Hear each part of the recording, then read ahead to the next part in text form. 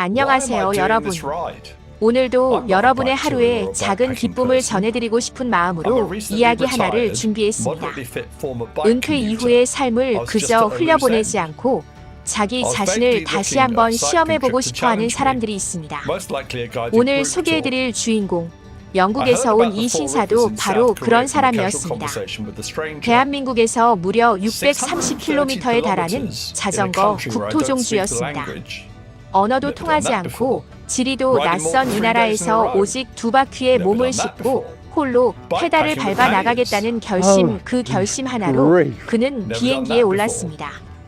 지금부터 그가 대한민국 땅을 밟은 첫날부터 나흘간 어떤 감동과 놀라움을 마주했는지 천천히 함께 따라가 보겠습니다. 드디어 종주 첫날, 그는 서울 한복판에서 자전거에 몸을 싣습니다. 630km라는 숫자가 주는 부담감보다 낯선 나라에서 새로운 도전을 시작한다는 설렘이 그의 표정에 가득했습니다. 사실 이 나이에, 그것도 언어가 전혀 통하지 않는 타국에서 이런 장거리 여정을 홀로 시작한다는 것은 결코 쉬운 결정이 아니었습니다. 그러나 그는 오히려 이 낯설을 즐기는 듯 보였습니다. 한강의 다리를 건너 강남으로 들어서던 그는 세계적으로 유명해진 노래 한 곡을 떠올리며 즐거워했습니다.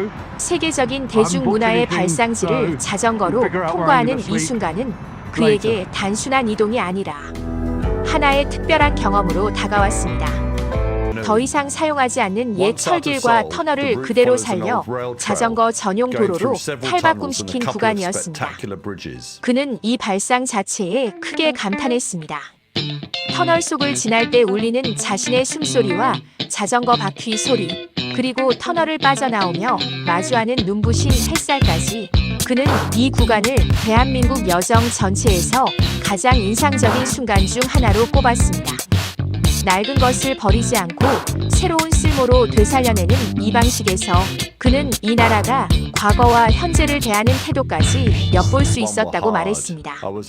첫날의 고된 라이딩을 마친 그는 양평에 도착해 숙소에 짐을 풉니다. 피곤한 몸을 이끌고 들어선 방은 놀랍게도 스위트룸 수준의 넓은 공간과 함께 창밖으로 펼쳐지는 강과 산의 풍경까지 갖추고 있었습니다. 그는 이 정도 가격에 이만한 전망과 시설을 갖춘 숙소를 구할 수 있다는 사실에 다시 한번 감탄했습니다. 저녁 식사로는 뜨끈한 국밥 한 그릇을 주문했는데 진한 국물과 푸짐한 건더기로 하루의 피로를 단숨에 씻어내는 듯한 표정을 지었습니다. 그는 이 소박하면서도 정성이 담긴 한 끼가 낯선 타국에서의 첫날, 밤을 얼마나 따뜻하게 채워주었는지 카메라 앞에서 진솔하게 이야기했습니다. 창밖으로 노을이 강물 위에 들이우는 모습을 바라보며 그는 이 여정을 시작하길 참 잘했다고 나지막이 되뇌었습니다. 둘째 날 아침, 그는 다시 짐을 꾸려 여주로 향하는 길에 오릅니다. 이틀째임에도 지치기는커녕 그는 페달을 밟을수록 오히려 더 큰 기쁨을 느낀다고 말했습니다. 그 기쁨의 근원은 다름 아닌 자전거 여행자를 철저하게 배려한 이 나라의 인프라였습니다.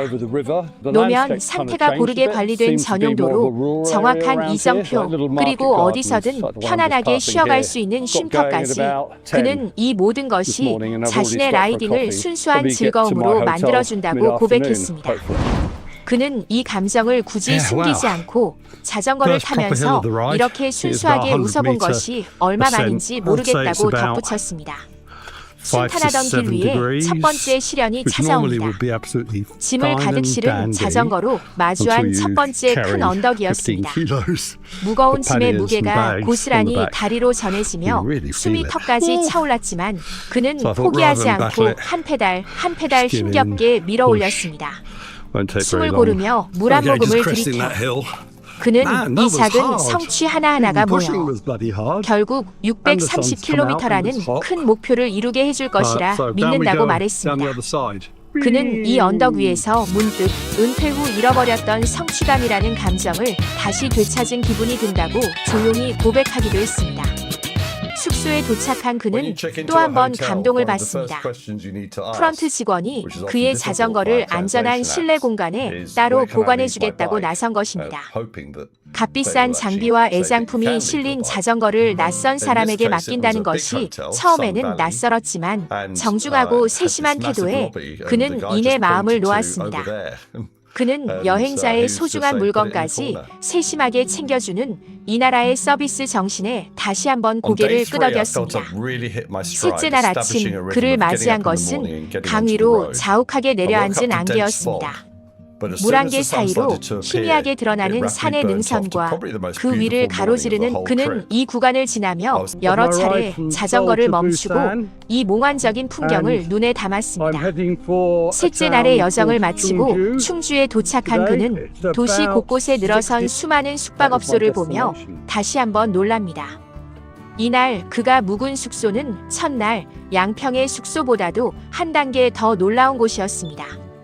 이는 단순히 외국인 여행자를 향한 일시적인 친절이 아니라 오랜 세월 서로를 배려하며 살아온 이 사회의 뿌리 깊은 습관이라는 사실을 그는 사흘간의 경험을 통해 온전히 체감할 수 있었습니다. 넷째 날 그의 앞에는 이번 여정 중 가장 큰 관문인 해발 548m의 이화령 고개가 기다리고 있었습니다. 설상가상으로 이날은 숨이 턱턱 막히는 폭염까지 겹쳤습니다. 땀으로 뒤범벅이 된 채 오르막을 오르던 그는 가쁜 숨을 몰아쉬며 그늘을 찾아 잠시 쉬어가기를 반복했습니다. 그러나 그는 끝내 포기하지 않았습니다.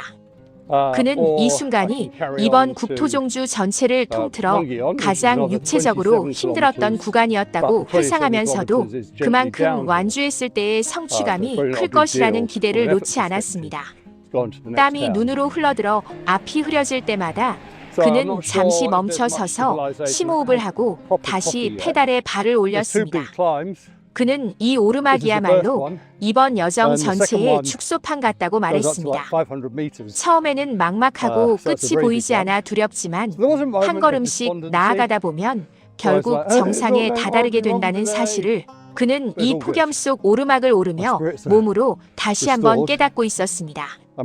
가파른 오르막 중턱 수안보 마을에 자리한 작은 카페 앞에서 그는 잠시 자전거를 세웁니다. 폭염 속에서 흘린 땀을 식힐 겸 들어선 이 카페에서 그는 대한민국 특유의 카페 문화를 다시 한번 체험하게 됩니다. 시원한 아이스 아메리카노 한 잔을 주문하고 그늘진 테라스에 앉은 그는 이 작은 산골 마을에서까지 세련된 인테리어와 정성스러운 커피를 만날 수 있다는 사실에 감탄했습니다. 다시 자전거에 올라 정상을 향한 마지막 발걸음을 내디뎠습니다. 마침내 그는 이화령 고개 정상에 도착합니다. 폭염과 지도 오차라는 이중고를 이겨내고 548m 고지에 올라선 그의 얼굴에는 형언할 수 없는 성취감이 가득했습니다. 그는 자전거를 세운 채 한동안 사방으로 펼쳐진 산줄기를 말없이 바라보았습니다. 힘겨웠던 오르막의 시간이 주마등처럼 스쳐 지나가는 듯한 표정이었습니다. 그리고 이어진 것은 그 모든 고생을 한순간에 보상해주는 짜릿한 내리막길이었습니다. 한바구음이 번졌습니다. 오르막에서 흘린 땀과 인내가 이 짜릿한 순간을 위한 것이었다는 사실을 온몸으로 느끼는 듯했습니다. 내리막을 다 내려온 그는 마침내 문경 땅에 발을 내딛습니다. 나흘간의 여정, 낯선 도시 서울에서 시작해 강남을 지나고 폐철교와 터널을 넘고 안개 낀 강변을 달리고 폭염 속 고개를 넘어 이곳까지 온 그는 자신이 해낸 일에 대한 뿌듯함을 감추지 못했습니다. 낯선 이방인을 위해서도 이토록 정교하고 세심하게 준비된 대한민국이라는 나라의 저력이었다고 몇 번이고 강조했습니다. 그는 특히 도로 하나, 표지판 하나, 숙소의 작은 안마의자 하나에도 이용자를 배려하는 마음이 담겨 있다는 것을 이번 나흘간 몸소 느꼈다고 다시 한번 힘주어 말했습니다. 아직 그의 여정은 끝나지 않았습니다. 문경을 지나 더 먼 길이 그를 기다리고 있지만 나흘간의 이 여정만으로도 그는 이미 충분한 감동과 자부심을 얻은 듯 했습니다. 그는 인터뷰 말미에 은퇴 후 무기력하게 흘러갈 뻔했던 시간이 이 630km의 도전 덕분에 다시 활기를 되찾았다고 고백하며 나이가 든다는 것이 도전을 멈추어야 할 이유가 될 수 없다는 것을 이번 나흘 동안 스스로 증명해 보였다고 말했습니다. 우리에게는 익숙해서 미처 깨닫지 못했던 이 땅의 풍경들이 낯선 이방인의 눈에는 이토록 깊은 감동으로 다가온다는 사실을 오늘 이야기를 통해 다시 한번 느끼게 됩니다. 다음 이야기에서는 문경을 넘어 더 남쪽으로 향하는 그의 여정을 이어서 전해드리겠습니다. 그가 앞으로 마주할 낙동강 자락의 풍경과 부산까지의 남은 여정이 어떤 이야기를 담고 있을지 다음 편에서 계속 함께해 주시기 바랍니다.